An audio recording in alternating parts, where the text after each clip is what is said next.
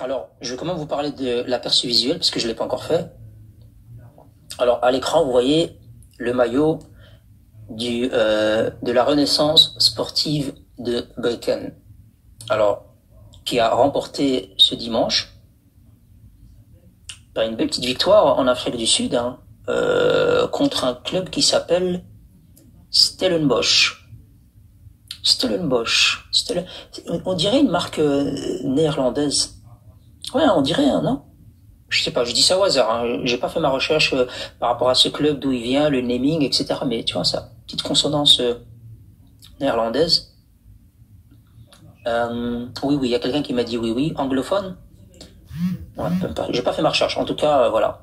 Peu importe, c'est un détail. Donc, ils ont gagné contre ce club sud-africain, allemande, ancienne colonie, absolument génial.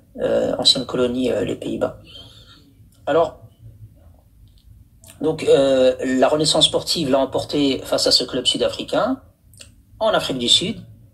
Alors, sur le score de 3-1, 1-3 plutôt. On parle de la deuxième journée de la phase de groupe de la Coupe des Confédérations de la CAF, l'équivalent de l'Europa League en Europe. Mais, le plus mais ce qu'on va ressortir de cette rencontre, la victoire évidemment, mais aussi avec le maillot qui comprend la carte du Maroc avec son Sahara, évidemment.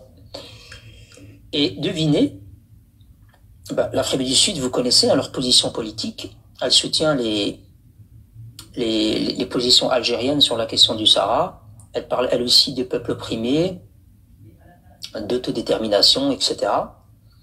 Mais à la seule différence de l'Algérie, en Afrique du Sud, à l'aéroport par exemple, il n'y a pas eu de confiscation des maillots pour en coudre d'autres sans la carte. Il n'y a pas eu de refus de jouer, il n'y a pas eu de la pleurnichade généralisée. Les Sud-Africains, ils n'ont pas dit le Maroc ne respecte pas les règles de la FIFA et de la CAN, etc. Ils n'ont pas chialé, tu vois.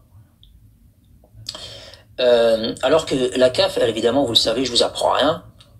La CAF a homologué les maillots avant le début de la compétition. Il faut savoir que les maillots, c'est pas tu viens avec un maillot mauve et 2 matchs après tu viens avec un maillot orange et puis blanc et puis vert et puis 4 mois après tu changes de maillot, tu mets des nounours. Non, tu montres les maillots au début de la compétition.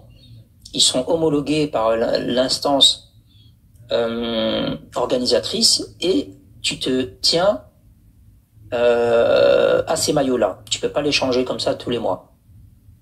Évidemment, il y a des demandes qui peuvent être faites. On voit bien parfois des clubs européens, ils ont un maillot avec lequel ils vont jouer un seul match, qui est représentatif d'un, je sais pas moi, d'un événement. Évidemment, là, il y a une demande qui est faite à la fédération et qui est validée ou non. Donc là aussi, en Afrique, de toute façon, s'il y avait un maillot exceptionnel, il est homologué ou refusé. Mais c'est pas le cas. Ces maillots-là sont homologués au début de la compétition.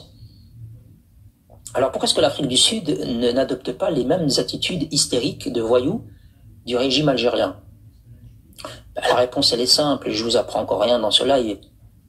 Parce que l'Algérie, à la différence de l'Afrique du Sud, elle est partie prenante, elle est partie intégrante du conflit. Et ce contraste entre l'attitude de l'Afrique du Sud avec l'Algérie, et pourtant qui partagent la même vision sur le dossier, eh ben ça nous démontre encore une nouvelle fois que l'Algérie, elle n'est pas membre observateur, elle défend pas les peuples opprimés, etc. C'est du pipeau, ça. Et encore une fois, les Algériens, s'il y a bien un peuple opprimé dans la région, c'est le peuple kabyle, qui est réprimé, qui est emprisonné et à qui vous avez imposé, appliqué l'opération Zéro Kabyle. Ah ouais, l'opération Zéro Kabyle. Donc c'est là le peuple opprimé en réalité, c'est pas des Sahraouis qui ont des fontaines d'eau, qui ont des parcs, des zones vertes, des institutions qui s'autogèrent. etc., etc., etc. Vous pouvez pas demander à un clochard je sais pas moi, de libérer un gars ou d'améliorer les conditions de vie d'un gars qui vit déjà dans une énorme propriété, qui a une situation et qui est épanoui. C'est plutôt l'inverse. C'est chez vous que vous avez des gens qui vivent dans la saleté, dans le sable, qui sont emprisonnés. C'est là qu'il faut libérer des gens. Les Sahraouis chez nous, ils circulent là où ils veulent en fait. Je veux dire, ils sont pas... tu vois, le Sahraoui, moi je le vois au nord du Maroc. Je le vois à Tanger. Je le vois à Rabat. De mes yeux, hein. De mes yeux, je les ai eus. Il se promène partout. Et puis il va aller en Espagne. Ben, s'il est en ordre, il peut aller en Espagne. Il peut quitter le territoire, revenir. Tu vois, ça c'est le Sahraoui au Maroc. Mais chez vous, le gars, il peut pas sortir de Tindouf. Parce que vous le savez bien, si ce gars-là, il sort de Tindouf, Wallah merja. Wallah merja. Il revient plus, hein, si vous le laissez sortir. Et vous en avez conscience, hein, vous le savez, hein. Vous le savez très bien que si ces gens-là sortent de Tindouf, ils reviendront plus. Donc autant les enfermer comme des chiens et leur dire ouais, ferme ta gueule, t'es un peuple opprimé. Ouais, t'es un peuple opprimé, tu restes là, tu bouges pas. Je vais te libérer. Ouais, je vais te libérer, je vais te libérer. Allez, rentre dans ta cage, je vais te libérer.